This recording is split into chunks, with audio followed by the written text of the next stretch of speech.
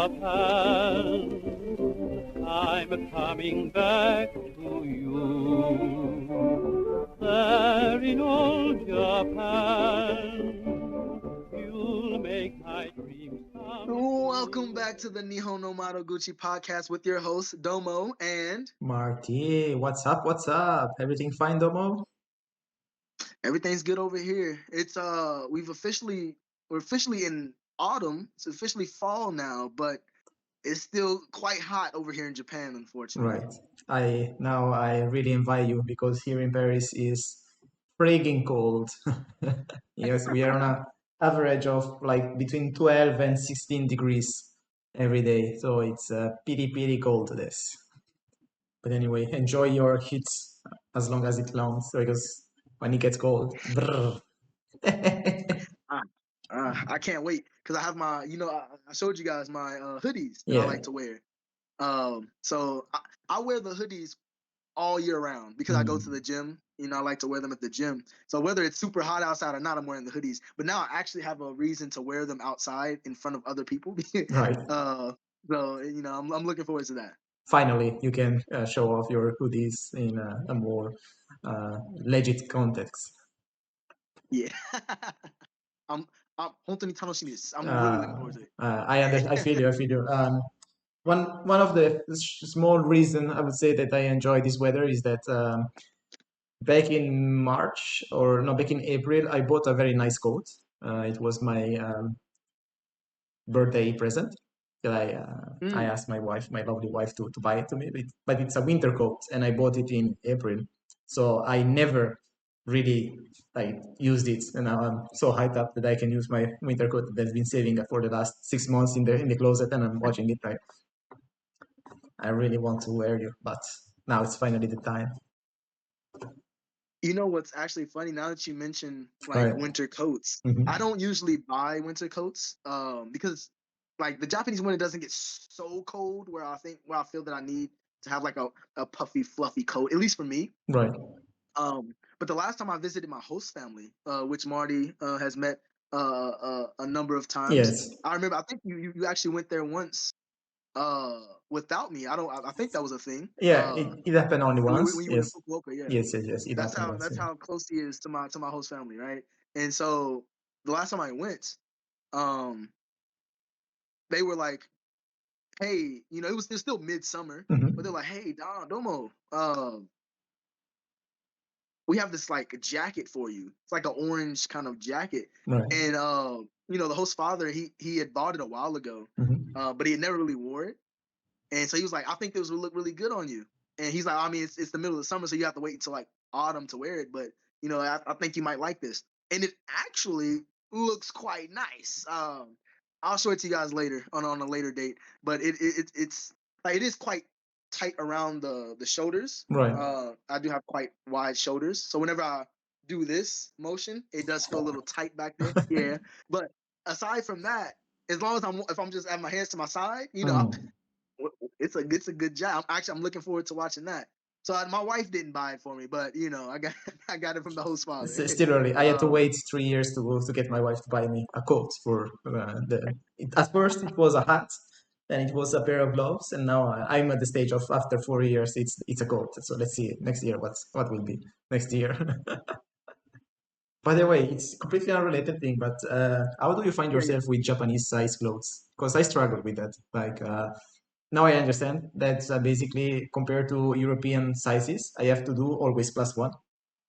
So if I am M size in Europe, then when I am in Japan, I have to go L size simply because of I think they have a different way or simply because they are physically a little bit on the smaller side.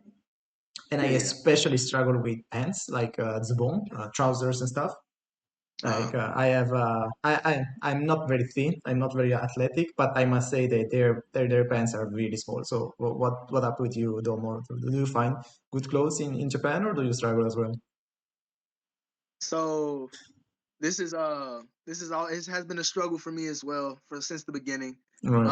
'Cause I'm an American. I was a little fat when I came over here. Initially had a little weight on a little meat on my bones. Um, and it's exactly the same for American sizes. You know, the conversion from American size to Japanese Right. sizes. I'm a L size in America, Mm-hmm. and when I come to Japan, I have to get what they call 2L, which we call XL. All right. And and for the long, like I don't say, well, it wasn't for the longest while. Like, you know, initially I came, I saw L, I put it on, I was like, oh, kind of tight. I can't even get it on. I thought I just got bigger. Fat, yeah. I thought I got fatter. I was like, oh my god, oh no, I really need to lose some weight. But then, you know, after, you know, a little bit of research, I found out that it's usually just one size, Yeah, you know, up. Yeah. higher, up, you know, compared to what you would normally wear back home. And but the jean, like you said, for the trousers, for the Yeah. jeans, for the pants, it's a little bit different because unlike you, Marty, Mm-hmm. or I mean, I guess maybe even a lot of people, I Right. don't do a lot of clothes shopping. I don't buy clothes often. Mm-hmm. And if I do, it's usually anime related or a Hawaiian shirt or something like that. Right. And it's very very far and few and far in between. Mm-hmm. In terms of like my purchasing frequency. Right. And actually, the current pair of jeans that I have, I have one pair of jeans, and and I had bought. I think I bought them at least bare minimum a year ago. It may be longer than a year ago. Right. And I've just been wearing those jeans, and now they're starting to show some wear and tear. Man. So I'm probably gonna go buy another pair of jeans here soon. But because I don't buy, especially like pants that often. Every time I go to buy some, I'm like, what was my size? I completely forget what my size was, and I have to I have to go to the change room and take off my pants, look at what size I am. I'm okay, I got it now. And then I have to actually go and find it. And the sizes over here are I think they are a little bit different than what they are in the States as well. Maybe not even a little, quite a bit different because I struggle. Like, I try to remember the size. I was like, what? Okay, I know what size I'm in the States, so I just kind of try to find the equivalent to that here, Right. and it's too small. Yeah. I'm not getting in there. Yeah. There is one thing I noticed is that, so I don't know if it is applicable to the whole population of Japan. So there is always generalities with this kind of discussion, but they have a tendency of having very short hips compared to Europeans. Mm, Probably Americans too, because I don't have an image of Americans with small hips. Unrelated to meat on those hips, so the bone structure, the shape of the yeah. body without the fat part of it, because the fat part, I am responsible for the fat part that is getting here behind. Yeah. But the overall structure of the shape of the body, that is only my parents and their parents are responsible for that. Anyway, so the hips, the wideness of the hips is very different.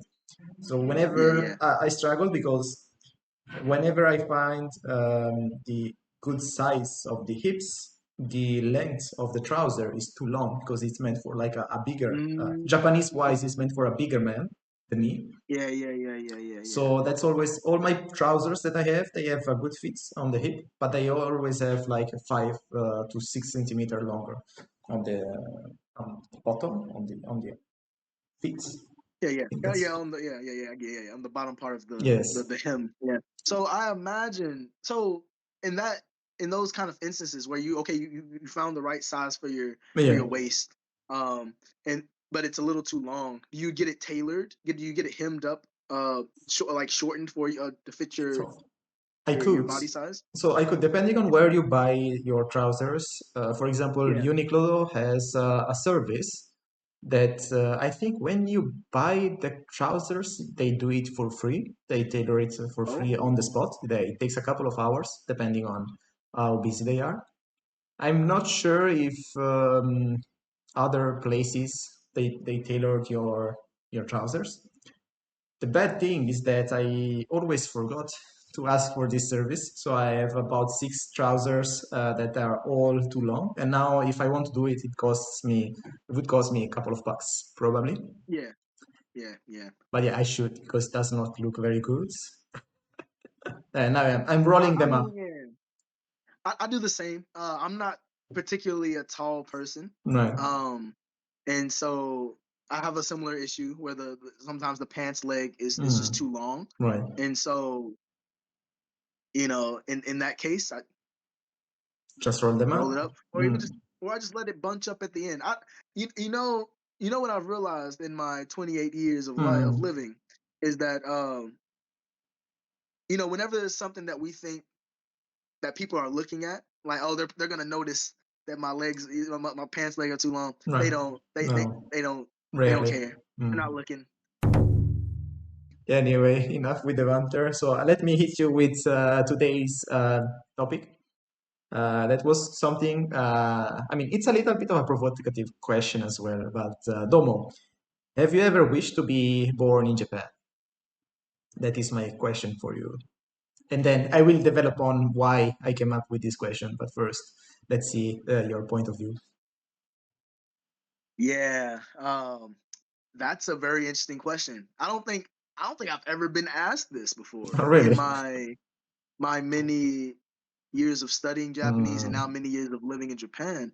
I've had, are you going to become Japanese? Right. Like, are you going to change your nationality to Japanese? But never, what was it? Did you wish you were born in Japan? Yes, of course. Have you, or more like not now today, but in general, have you ever had a period of your time where you had wished or have considered, it would have been funny, or how would it be if I had been born in Japan? There is a lot of let's say incongruencies with this question, but that has this feeling ever came to you? So yes, but with an asterisk. Oh, interesting. So how do I explain this? So I have been kind of like, you guys know that we had the little haiku series. It was a little very short segment of the Nihon No Madoguchi podcast at the end. And it kind of like relates to that, not specifically haikus, but just kind of like spirituality and kind of thinking on a deeper kind of level about life and stuff like that. And the time period in Japan where that was most prevalent was the Heian era. Right. And where all they were doing was writing poems and having sexy times. The aristocracy, though, not the common people. A big asterisk. It's a big asterisk. It's a big asterisk. I just wonder what it was like to, and not even just in Japan, right? Just in like earlier in human history, where things were just so much simpler. There was no technology. There was there's no Discord. There's no Skype. There's no podcast. There's nothing. There's none of that. And I know podcasts exactly. And where your day to day consists of making a living, trying to survive on the land and things like that, and pondering on life and what do I want to do, with my life and things like that. And there's you tend to see those kind of conversations or those kind of topics, like where they're talking about the transience of life, how ephemeral it is. Right. And that's a common topic in those kind of tanka and haikus and things like that. And I wish that if I was born in Japan, that I could have been born in that time where it was where we really get a lot of that literature. Right. Even back when the Nihon Shoki and the Hojoki were written, early, literally 200 AD. No. Seven. Was it 7? Okay. Seven. So it wasn't the Heian. Okay, cool. It was written in that period, and 600. Yeah, I don't remember the exact time. Yeah, it was somewhere around there. During being contemporaries with Murasaki Shikibu and things like that, being able to learn from the best, right? The best in the business, and really talking about all these kind of topics in person. So yes, and then kind of like thinking about modern Japan. Nah, I don't particularly wish I was born in modern Japan. Right. it's cool if now if I had to pick a time when Right. like in modern Japan, Mhm. Japanese history, like you know, I have to be born there, you know, in Japan. Okay, and I gotta pick a time. All right, and it can't be pre-Edo. Okay, Right. Okay. the bubble. Ah, yes. The Like bubble. I being want to be. I teenager want in to the be. bubble, Yeah, it would have been like, yeah. yeah, I want to be born right in there where things was popping off. You know, woohoo! Everyone had the crazy hair. Everyone was, you know, riding around with no seatbelts. It was a right. crazy time. You know, More dangerous you know, times. yeah, yeah. But so yes, I have thought about it, Right. and I have, in on occasion entertained the thought. You know, oh man, Right. it would have been nice if I was born in Japan, and Mm. what would that look like? Especially if I was born during the Heian or even the Edo. Because I think around the Edo period, and correct me if I'm wrong. Right. Do you know about Yasuke, the first and only black samurai? Ah, yes. I mean, to what extent what we know is history or is fabricated, I Sure, don't sure. know. But yes, yes. I mean, it was rather than era, it was Muromachi. I mean, it was during the Civil It War, was right? pre Edo. Yeah, it was Pre-era, like yes. Oda Nobunaga, you know, Mm, kind of running around. Yeah, yeah. That kind of, you know. What if I was Yasuke? Who knows? I could, I could be him. right. I have entertained the thought. Hmm. But realistically, Right. no, I am okay.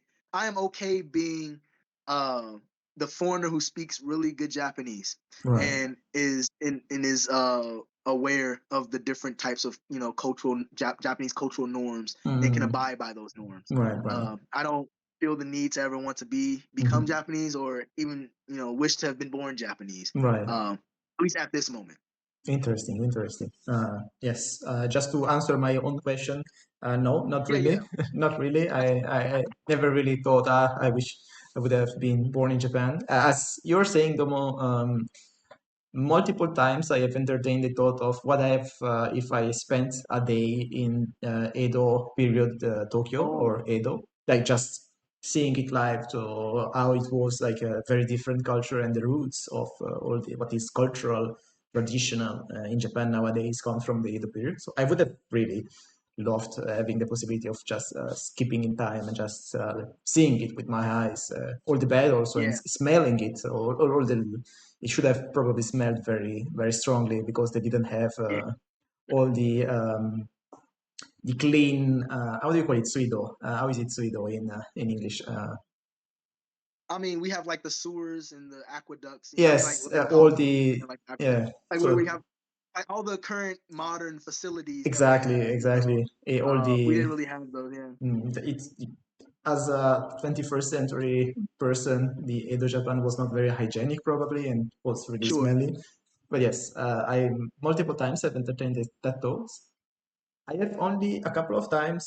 I mean, I wished I learned kanji from when I was very little, as they do in Japanese schools, because it Yeah, takes more time and you're more malleable. Your brain is more malleable when you're learning at such a young age. So that could have really helped memorizing the kanji. But yes, aside from these practical aspects, I've never myself neither wished to be born in Japan.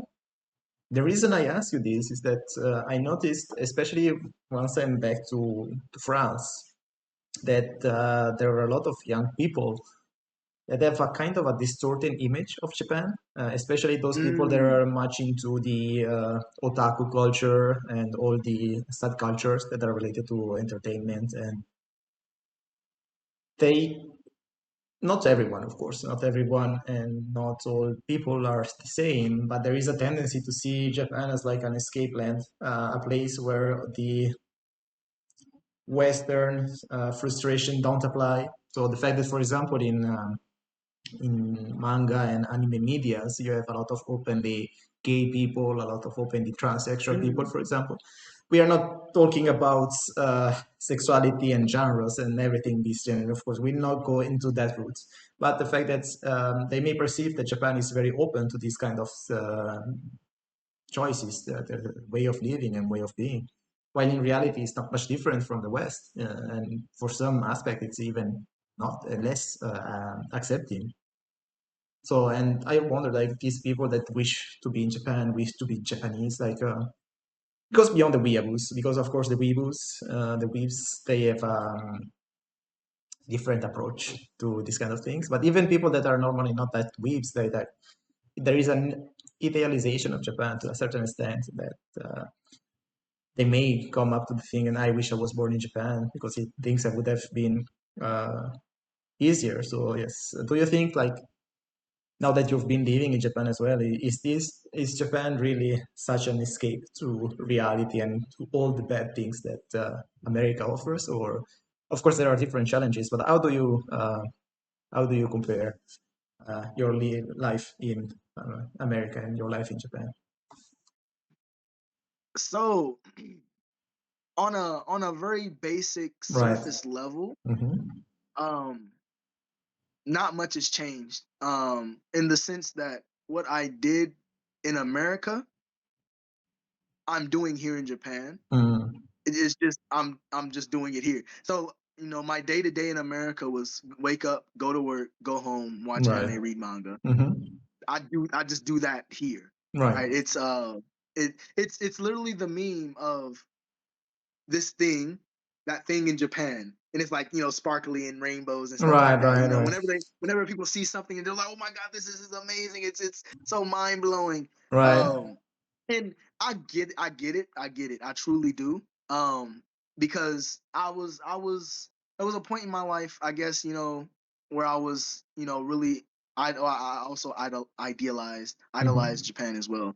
I'm learning. Is at the point where I'm starting to learn Japanese, and we're Mm. learning about all these different cultural things. And in the textbook, we have like a box at the bottom. It'll be like, oh, in Japan they do this, Right. and woo woo. And so you're learning about these things, and it seems like, oh my God, it's the complete opposite of Mm-hmm. what we do here in America. Right. And the fact that there's a whole country of people who follow these rules and customs is quite cool, and I want to see that. And anime also kind of played into those kind of like the stereotypes, or my what do you want my dramatization of Japan in my head. Mm. You watch a lot of those slice of life anime, you're like, oh yeah, I'm gonna go over there and find my girlfriend, and we're gonna kiss Right. under the sakura tree. It's gonna be great. Mm-hmm. And but um it can get to a certain point, right? Once you Right. start, you go over a certain line where when someone talks negative about Japan, Mm-hmm. and you can't, you know, how do I want to say this? You immediately get offended, Right. because Yes. the Japan in your head is all Uh, is all positive and right. rainbows and lollipops and sakura and tea and samurai and anime. And someone says, "Oh my God, the bureaucracy, oh the paperwork is Mm. terrible. Uh, the transport's always on time, but you know you can't talk on On the the phone on the phone, yeah. train because everyone's so quiet. You can do that here, and oh, I hate it here. Someone says Mm. someone's just giving you their opinion about a place where they're living. You see that, you're like, if you don't like it, go leave. Right. You don't deserve to be in Mm-hmm. Japan. You just don't know how to assimilate into the culture, and you're like, if you're gonna act this way, you don't even need to be there. You start getting defensive, Right. and you don't even live here. Like, so you have to kind of like get a balance, right? Right. Japan is a great place. Mm. The pros com- not it Outweighs. considerably outweigh the cons, right? Mm-hmm. And but Japan is a country just like any other place that has its own problems, Of course. and you have to be able to see the forest through the trees, right? You have to be Mm. able to recognize that, and just accept it. Japan is not perfect, Right. and once you can do that, I think we'll be okay. We weaves will be okay. Right. I still have faith in us, but Mm-hmm. there are some of us who are too far gone. Ah. I could say I could go on Twitter or Instagram or something and be like, oh, Right.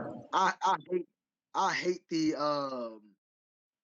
or maybe not even hate. I really don't like how they put wasabi under the sushi sometimes. It really like it's not really that. It's not really good. Right. And someone in my comments will be like, hey, You don't understand. mother, bloop, bloop, you bloop, bloop, cussing me out. Like, how dare you insult the Japanese cuisine, Right. this lovely cuisine that is sushi. And I would be berated, and it's just an opinion. It's okay. We all have them. Right.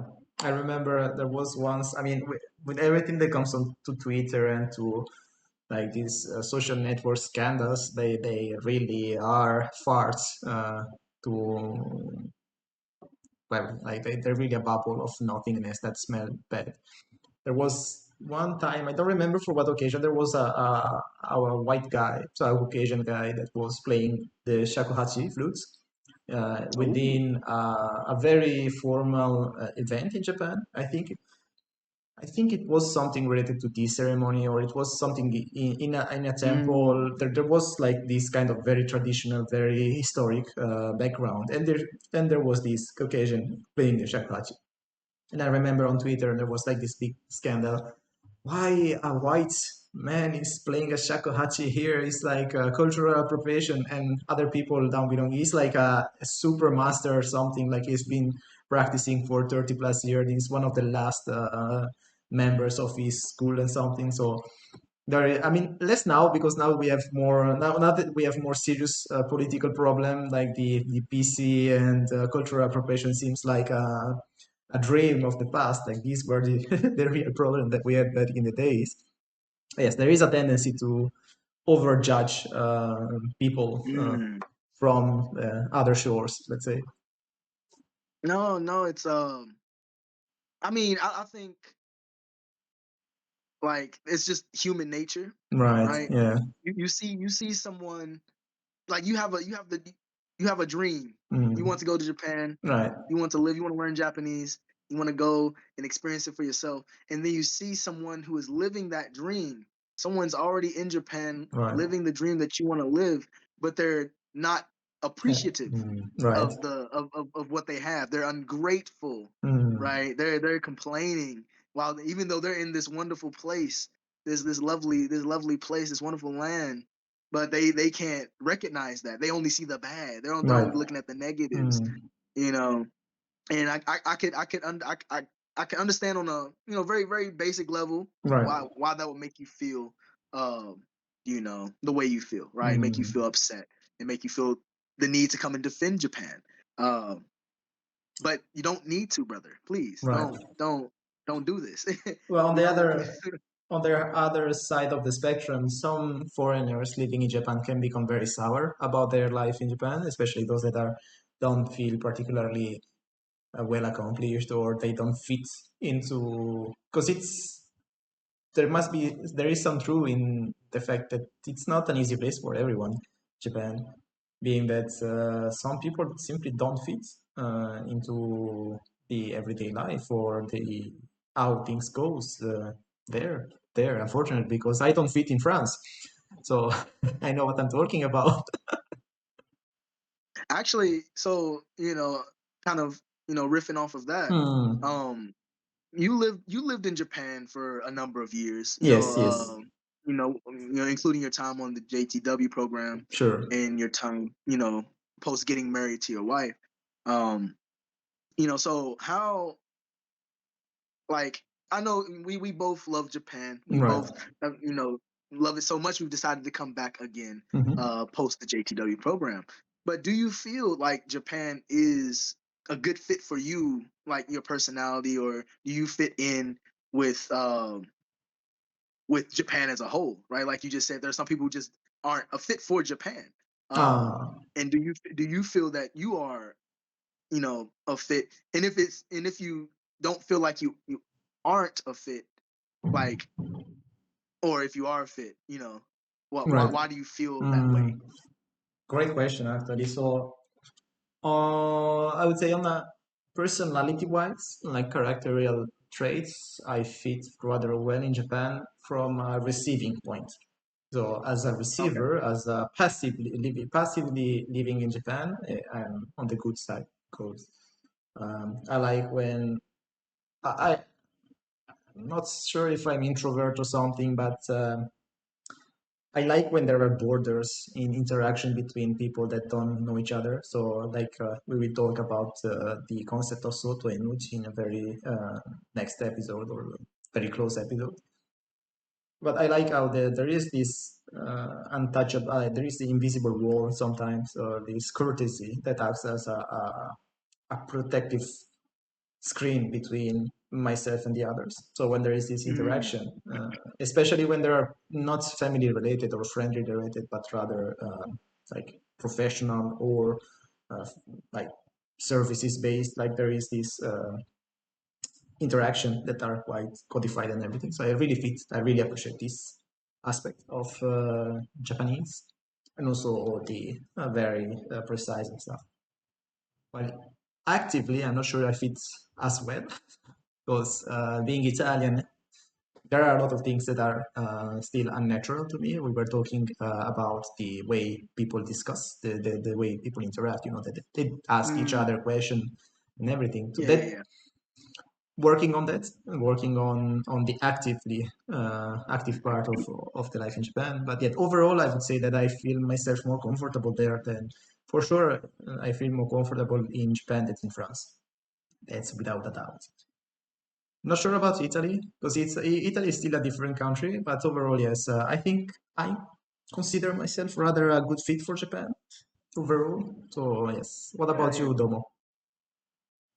Well, I would say overall, like Japan, it's quite interesting because Japan, as I've come to realize over the coming years, and even more so recently, Japan is kind of what you make of it. Right. If you are more of an introverted type of person, you don't really like to, Mm-hmm. go out there and really talk to people. Japan is going to be great for you. Yeah. Not a lot of people are going to just come talk to you. Asterisk. There will be Big people who will answers. come and talk to Yeah. you just because you are a foreigner. So you know it will happen, but Mm-hmm. most times, if you're in a public setting, on a train, on a bus, in the Starbucks, most times people will not just come up and talk to you for no random reason. And Right. even if they do, there'll be that that wall, right, that Marty was talking about, that layer of kind of, Mm. or tatemae, if you want to call it, like Right. the kind of, the initial, kind of contact, and you don't really go. It's all surface level at the beginning, right? Um, However, if you are more on the, kind of extroverted side, and you want to go out there and participate and contribute to the community, you want to hang out with people, you want to get to know different groups of people, there are definitely ways you can do that as well here in Japan. Right. And I'm saying that, like, here in Japan you can do this anywhere really, but Mm-hmm.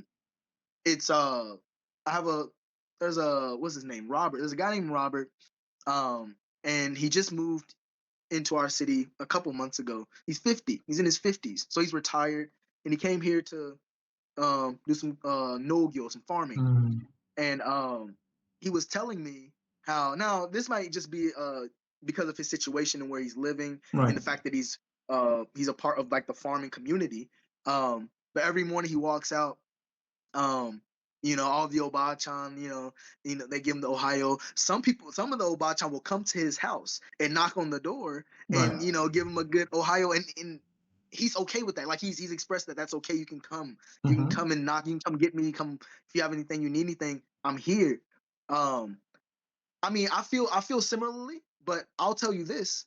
Um, I've lived in this apartment for 4 years. Right.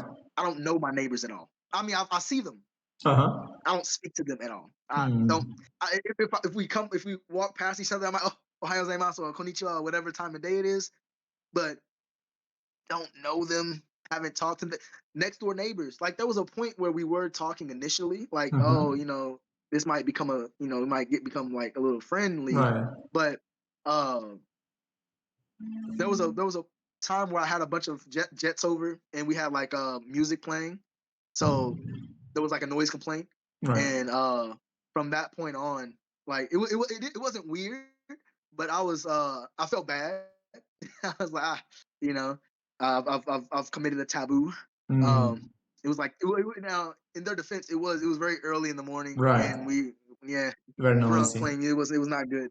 And ever since that point, we've only been straight aisatsu, straight only greetings, I see. nothing more, nothing less. And I am okay with that. Mhm. Like I could have went out of my way, went over to that house, even apologize. I'm so sorry about what happened last night. Right. It'll never happen again. Here's like a gift to show, to express my, my thanks for not, escalating it for whatever. I could have done that, and I hope we can continue like a some type of friendly, cordial relationship together. I didn't do any of that, That's on and you. I didn't do it, and it is on me. And I don't think he really cares. Right. Like it's like if he did, he probably would have came and said something about it.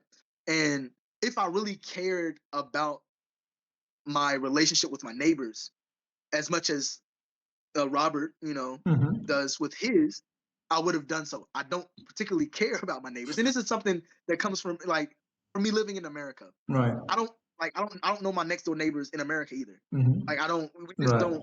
At least where I'm from, we don't really care. We don't really get to know Right. each other. We might, be on the porch at the same time, like, hey, how you doing? Might exchange some greetings, but that's about it. You go like more into the suburbs, you might get more of that kind of like neighborly action where everyone knows each other and stuff like that. When you live in the city, you're not talking to your neighbors. No, no. Who's talking to your No, neighbors? no, Now I'm no. in the Inaka, and it would probably be better for me to really assimilate and really get to know my neighbors and really talk to them. But you don't have to, and that's okay. Right. In Japan, a lot of people they're very community focused here in Japan Mhm. as well. Most definitely, it's more right. What's good for the goose is good for the gander. We're more focused on what my actions, how my actions will influence those around me, rather than focus solely on me. Right. Right. How it really is in the States. So you don't do what I do. I Speak with your recommend you go neighbors. and get to know your neighbors. Please get friendly. But if you are Get not, involved. if you are like me, born in the big city, don't really mingle with your neighbors that much, and you're Right. kind of uncomfortable. And that's the thing. What it is for me, like just going over and knocking on someone's door I don't know is uncomfortable for me. Right. And now you do that at the beginning because it is customary to like give everyone like A gift. like Yeah. dish soap at the beginning, a gift at the beginning. But that's because I have to. Outside of that, it's free. It's like if I want to then continue the relationship from that point on, I can. Right. But you don't have to. So that's where I'm bringing it back to the question. Sorry, I'm kind of Right. Right. gone No on issues. a tangent. So Japan is what you make of it. If you really want to go out and really become a part of the community, you can do that. And I think they would really appreciate if you do that. And my job does require me to do that as my job. Right. But in private, I'm chilling. I'm not doing a lot, and you can do that in Japan. You can make Japan fit you, really.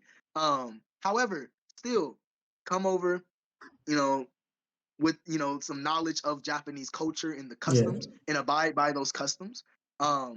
And do what you have to do. But beyond that, it's up to you.